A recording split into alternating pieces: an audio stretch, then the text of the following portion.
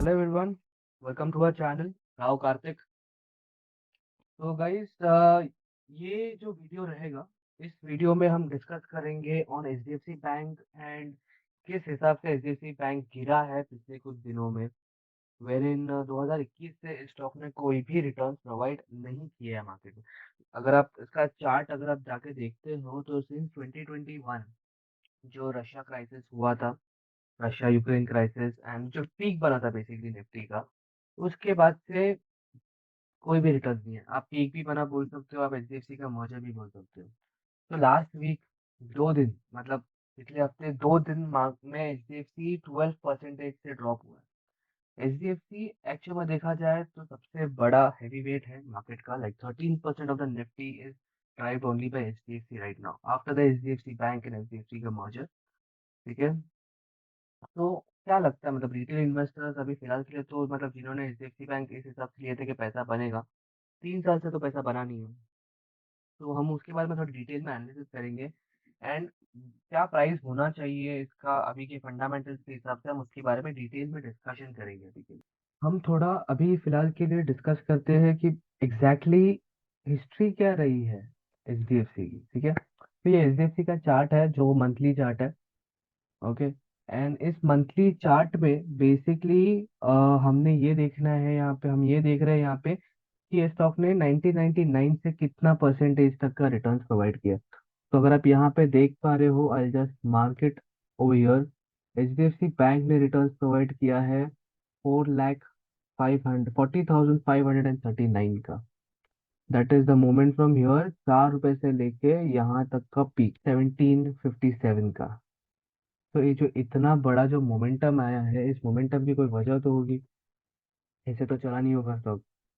तो वजह भी हम डिस्कस करेंगे आने वाले टाइम पे। बट आप और एक चीज मैं आपको बता तो काफी इंटरेस्टिंग चीज है एचडीएफसी की, कि एचडीएफसी में आप कोई भी साल में पैसा लगाओ, सपोज आपने पैसा लगाया है इस साल में, तो यहाँ से जो नेक्स्ट 4 इयर्स होगा उसमें आपका पैसा डबल। अगर आपने यहाँ लगाया तो इसके बाद से नेक्स्ट 4 इयर्स आपका पैसा डबल। आपने सपोज यहाँ लगाया तो इसके बाद में नेक्स्ट 4 इयर्स पैसा डबल। अगर आपने यहाँ लगाया तो इसके, ये आप कोई भी साल में कर सकते हो। रोलिंग में आपको 4 इयर्स में आपका इन्वेस्टमेंट डबल होता ही दिखा होगा वहां पर, because that is what the beauty of HDFC was. Okay. ये स्टॉक में अगर आपने 1 लाख रुपए इन्वेस्ट की होती तो उस 1 लाख का वैल्यू होता था आज के टाइम पे 4 करोड़। 25 लाख से बेसिकली 25 साल में वो 1 लाख से होता था 4 करोड़। तो अभी हम लोग थोड़ा देखते हैं कि एग्जैक्टली ये 4 करोड़ के हिसाब से रोलिंग रिटर्न्स में कैसा काम होता है, हम उस पर भी थोड़ा डिस्कशन करते हैं। तो अभी रोलिंग रिटर्न्स बेसिकली क्या है, सपोज आपने 2001 में इन्वेस्टमेंट किया, 2001 से लेके 2024 तक हर साल का उसका जो एवरेज जो रिटर्न था, हर साल का जो रिटर्न था, वो क्या बैंडविथ पे आया है, वो क्या बैंडविथ में आया हुआ है।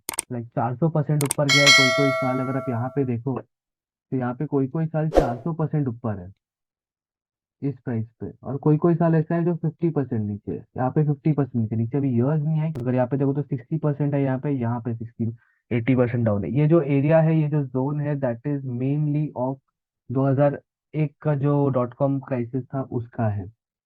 ओके।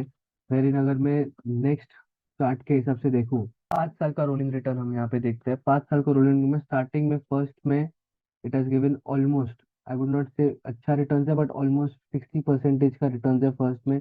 बट यहाँ पे 20%। तो जैसे जैसे साल बढ़ता गया है रोलिंग का मतलब क्या हुआ कि आपने 5 साल का लिया है तो 2001 से लेके 2005 के बीच में, अगर आपने रोलिंग अगले साल का लिया तो 2002 से लेके 2007, 2003 से लेके 2008, तो उसको हम लोग रोलिंग बोलते हैं।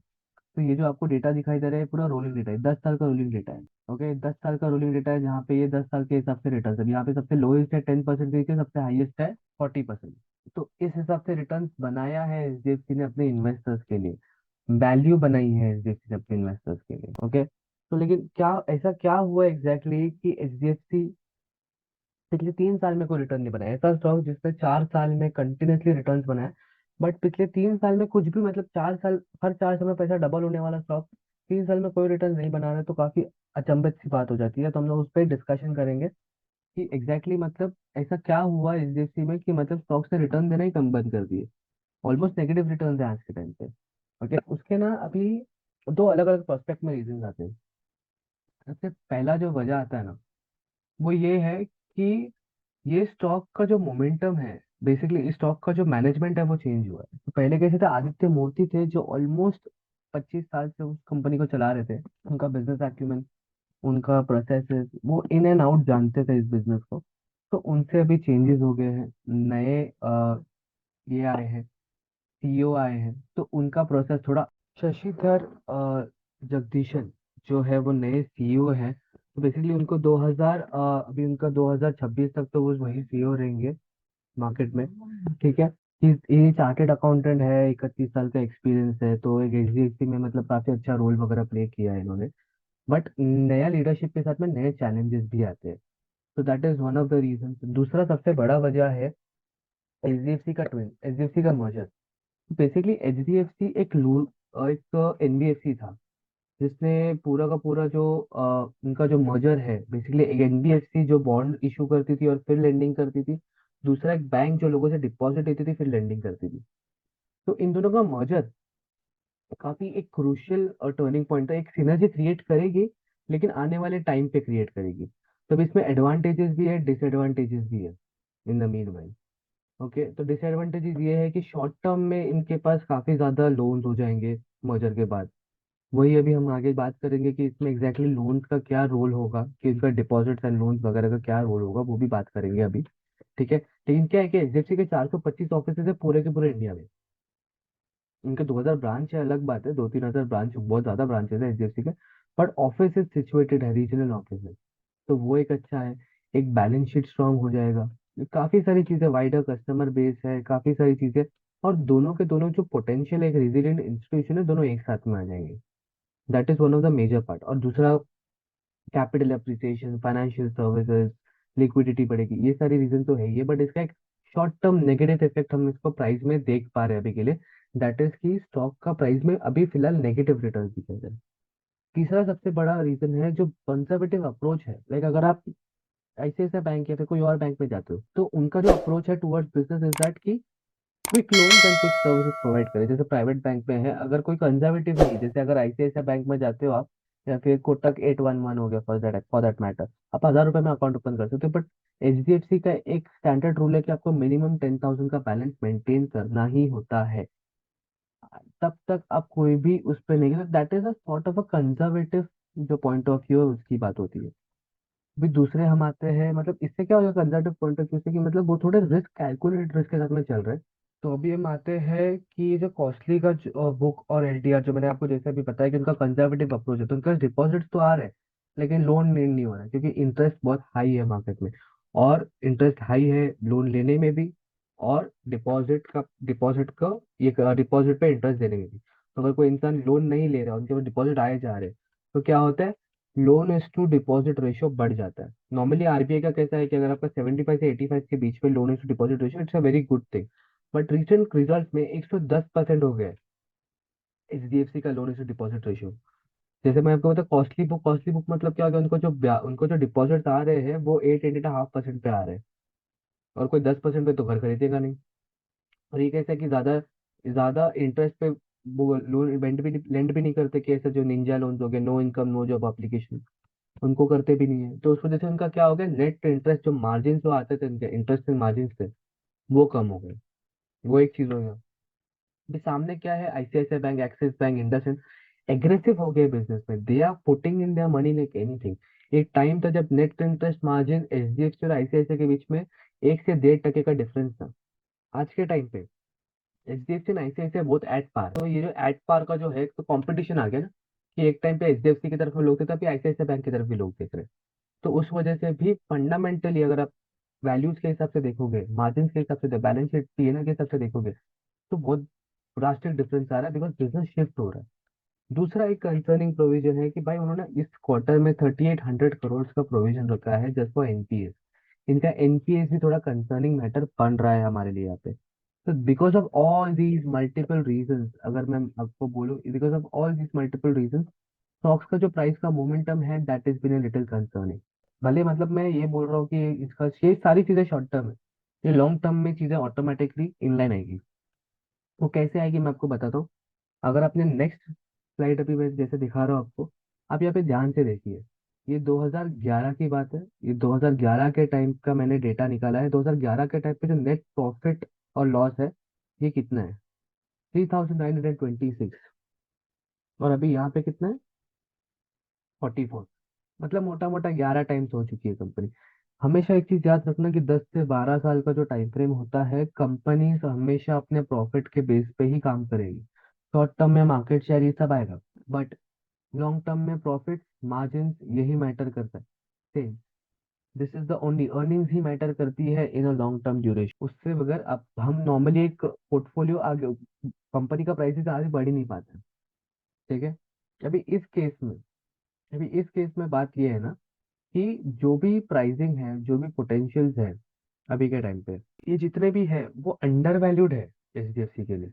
अगर आप एचडीएफसी ध्यान से देखोगे यहाँ पे, तो एचडीएफसी ने कितना रिटर्न्स दिया है? 2001 से मैं देखता हूँ, 2001 से मैं अगर देखूँ, 2001 का टाइम था ऑलमोस्ट 191 का प्राइस, और अभी यहाँ पे 7.6 टाइम, 2023 मार्च की बात कर रहा हूँ। 7 7 टाइम्स का रिटर्न, जबकि कंपनी का प्रॉफिट बना है 11 टाइम। तो आपको नहीं लगता कि कंपनी बहुत ज्यादा अंडर वैल्यूड होगी? Till the time of 2021 pricing बराबर था एकदम, इनफैक्ट थोड़ा ज्यादा था। वही अभी के टाइम पे ये डिस्काउंट में चल रहा है। तो मैं अभी एक बार थोड़ा चार्ट ओपन कर, अगला एक नोशन ओपन लेता हूँ। आपको क्लियरली समझ में आएगा कि कितना बड़ा डिफरेंस आ रहा है एक्चुअल में ये दोनों के प्राइसिंग में। ठीक है, ये प्राइस ग्रोथ देखा आपने, ये देखा कि इंटरेस्ट में 11 टाइम्स हो गया, फ्रॉम 3926 टू 44,000, मतलब कंपनी का प्रॉफिट 11 टाइम हो गया, बट शेयर प्राइस सिर्फ 7 गुना हुआ है। तो ये जो डिफरेंस है अभी, कितना बड़ा डिफरेंस है। अगर मैं कंपनी का प्राइसिंग बताऊं, जैसे मैंने आपको अभी बताया कि प्रॉफिट 3926 है, और नेट प्रॉफिट जो 2023 में हुआ है दैट इज 44108। अभी अगर मैं 2024 की बात करूँ, जो फाइनेंशियल ईयर एंड होगा अप्रैल में, आई सपोज, अभी तक के इसमें 17,000 करोड़ का प्रॉफिट आया है in the month of December. In the month of September again 17,500 या 200 करोड़ का प्रॉफिट है, 12,000 करोड़ का प्रॉफिट है in the month of June. तो अभी तक तो उनका ऑलमोस्ट 46,000 के आसपास हो गए। अगर मैं बोलता हूँ 20,000 करोड़ और आ जाएंगे, तो मतलब 66,000 का नेट प्रॉफिट आएगा। मैं चलो वो तो उनको तो मारो गोली, मैं बोलता हूँ कि 2023 का प्राइस आ जाए काफी है। 2023 का प्राइसिंग क्या है इसमें? 2100 का प्राइस है एक्चुअली। 2100 होना चाहिए। वो कैसे होना चाहिए? करंट प्राइस वो होना चाहिए 11 rupees into 191, that was the price 2011 में। 2011 में से इंटू 11 करेंगे तो कितना होगा? 2100। This should be the actual price. But ये चीज होगा नहीं होगा, ये हिस्ट्री रिपीट करती है खुद को। पहले भी हुआ है, पहले भी सेम तरीके से हुआ है कि मतलब 1 1.5 साल कंपनी बिल्कुल भी प्राइस में मोमेंटम नहीं है, बट उसके बाद जो आया काफी ज्यादा अच्छा है।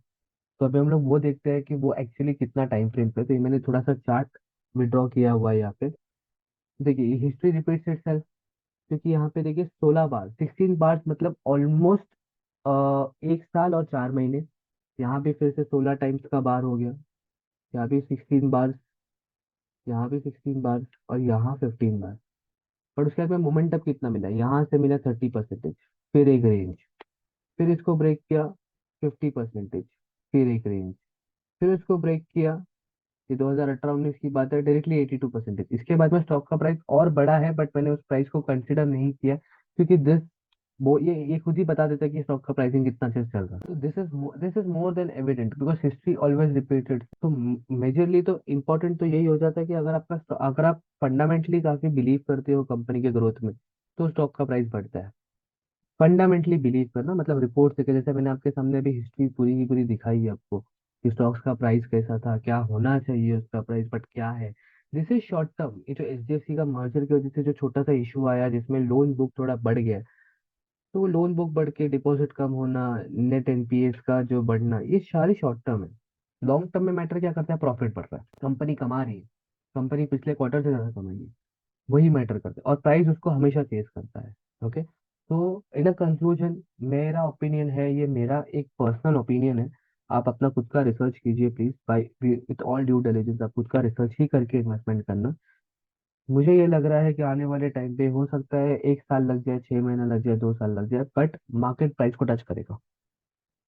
अगर 66,000 होता है, तो आई वुड से कि अगर मैं कैलकुलेट करता हूँ उसको डिवाइड बाय 4000 करता हूँ, तो मोटा मोटा मुझे मेरे हिसाब से मुझे ये लगता है कि अगर उसको 4000 करता हूँ तो विच मीन्स द कंपनी का जो प्रॉफिट्स है इन 13 सालों में या फिर इन 14 सालों में, तो प्रॉफिट्स बढ़े हैं बाय ऑलमोस्ट 3926, 16 टाइम्स।